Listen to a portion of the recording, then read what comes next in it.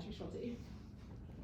Hi Pat, I first want to start with just how are you feeling knowing that you're playing Laurent's team tomorrow? Yeah, I'm excited.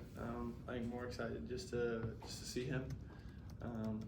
But yeah, I'm obviously super happy for him and just be able to make the jump from here to MLS, and he's doing well. I think they've only had 2 home games or something throughout the course of the year, and to get the results that they've gotten is really good for them. And yeah, I'm just honestly happy for him and excited to see him. What is it like seeing the success that the Crew 2 championship team has had in less than 2 years? I mean, you guys all won MLS Cup last year, and now he's getting his own success with Montreal and everything. So is it so fast to see the success on the first team level? No, it's awesome. Obviously, we knew just within the locker room, within the culture of the Crew 2 that first year that we had a lot of guys that were capable of it, and we all believe that where we were at was just a stepping stone for all of us. And even in the USL, guys are killing it. Everyone on that team is doing really well, and I think it's a byproduct of obviously Laurent and the style that he and the culture that he created, but as well as the vision of the club and how they sought after the first year of MLS or Crew 2 and MLS Next Pro. But yeah, it's awesome to see, and obviously we all still keep in touch, and yeah, just super happy for everyone that was on that team. Has there been any exchanges with Laurent yet, or is that more in person? No, I mean I've talked to him a little bit, but that was obviously early on in the year. Haven't talked to him in a while, so I'm excited to see him just to kind of want to catch up, but hopefully give him a good smacking and then talk to him afterwards. And I know you guys are very much next game, focused on the next game. How's the mindset, and how does that work now looking to Monterey and not making Montreal a trap game in between 2 huge games? Yeah, I think it's obviously easier for the players, I think, than the coaches, because for me at least, it's every game you go out you want to win, and so I don't try and overlook anything. You just focus on the next game, win. Right now, where we're at in the table and where we want to be in MLS play, we need to win these games, especially take advantage of them at home. So yeah, obviously it could be a trap game, but we also know that we have to go out and take care of business, and no matter what the lineup is, who plays, who doesn't, it's the same goal of we want to win the game, and we want to be able to go and give us the best chance going forward in MLS play as well. Thank you. Patrick, Evan Bush, I think, still holds a lot of goalkeeping records in Montreal because of his time there. I haven't seen you since his injury. He, of course, talked about how he was assuming a sort of a different role here in the last year and a half with the club. You've talked about how much of a support he's been and a guide. In now his new status as a player not able to participate in training for a period of time, what has his leadership meant to you, and how are you filling that gap when he's not with you every day preparing for the next match? Yeah, obviously I think it obviously hurts. Definitely sucks that with what happened to him and not having him around every day. He's definitely missed in the goalkeeping group. I definitely miss him, but he's still around the facility, still around after games, and so he gives a kind of a different perspective. Mm-hmm. He's able to watch replays, and we're able to talk about goals and live time, I guess I should say, right after games, instead of having to go rewatch it and then talk about it the next day. So it's kind of a different role, different don't hear his leadership voice throughout the game or at halftime, but we a lot of respect for Phil, and him and Evan are usually always on the same page, so I know whatever Phil's telling me is definitely what Evan would be telling me, and same with Nico, so we're all pretty much aligned. Mm-hmm. But yeah, definitely sucks not having him, but he's in and around training in the facility now, and being able to talk to him after games, he definitely gives me some feedback just kind of right away, which is always nice. Great, thank you. Patrick, the biggest talking point heading into the season was match congestion between Concacaf, MLS, Leagues Cup, etc. Yevon just said key to being consistent was like trusting one another and trusting the coaches.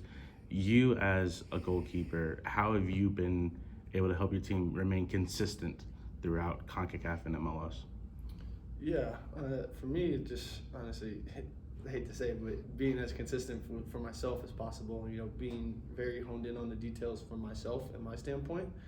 And this is kind of the role I wanted to take this year was, to take a bigger bigger leap and just kind of my consistent play and my consistent leadership within, no matter who's in front of me, kind of just taking ownership of it and, kind of taking charge from the back. And so, hopefully that, it can kind of continue, but I just kind of want to, implement stability within my role and within my role in the team. And, I think it's done okay. I definitely think, there's some results in some games that, we definitely wish we could have won throughout the year. But yeah, I think from my standpoint, just trying to be consistent as possible and, no matter who's out there, giving the same instructions, like it would be, from a Tigres game, a Monterrey game to, a game on the weekend against Montreal where, we're in between, two big games. So just trying to be consistent and give, the same focus, same drive each and every game, each and every day. And does the fact that Montreal's going to be out, their two top strikers, Martinez and Coquerel, does that kind of change anything from the game plan that coach is going to will out, or is it just going to maintain the same? It'll maintain the same. He always says, we're not playing a team, we're playing a style of play, and I know Laurent, and he's not going to change the way he plays, no matter who's in the lineup, and that's the same as Wilfred. So I'm just kind of excited to see the two minds clash. Thanks, Patrick. Patrick, you're now the second player from St. Louis that has played for the Crew. Now, how do you take in the fact that Brian McBride, was the first one from there. Now you're putting up all these different stats, next pro, MLS. How do you handle that? Yeah, honestly, I just try and build off his legacy. Obviously, we go into SLU where he went. He's a big name in St. Louis, and a lot of respect and a lot of props to him because he was kind of one of the first to come out, and for me at least, it was one of the first names you ever heard growing up. So yeah, honestly, I'm just trying to kind of create my own legacy, create my own story, and hopefully I have a lot more to write, and just kind of try and take it day by day and just kind of stack on top of each other to hopefully have a successful career like he did. And you guys, you were talking about some of the different results. CONCACAF's almost over now. Is it something that you guys sort of are, not really okay with some of the draws, but feel like you're putting all in on the CONCACAF right now? I wouldn't say we're putting all in. I think with the congested schedule and kind of playing every 3 days like we have been for the last month and a half, definitely sucks, and definitely you feel the sting in the locker room after these tough draws. But at the same time, we kind of see where we're at in the table, and we don't try and obviously look forward, but to know that we're hanging around and we're 1 or 2 games and 1 or 2 results away from being right there in the Supporters Shield race where we want to be. We kind of know we're in an okay place, but we also know that we need to start getting wins, and we also want to start getting wins. So we just kind of are trying to just take it 1 game at a time, but also know that where we want to be is not where we're at right now.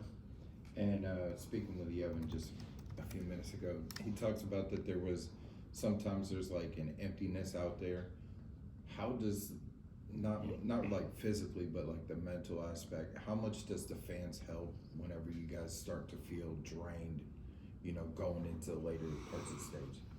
Yeah, no, they're definitely a help. They kind of definitely hone in on your focus. When like you said, Yevon said, if you get that emptiness, then you hear the crowd erupt. It definitely brings you back to where you are and kind of makes you also appreciate what you're doing in the moment, but also can help you get that extra push, extra drive for whenever you're feeling that in the game. But yeah, you know, it definitely can happen.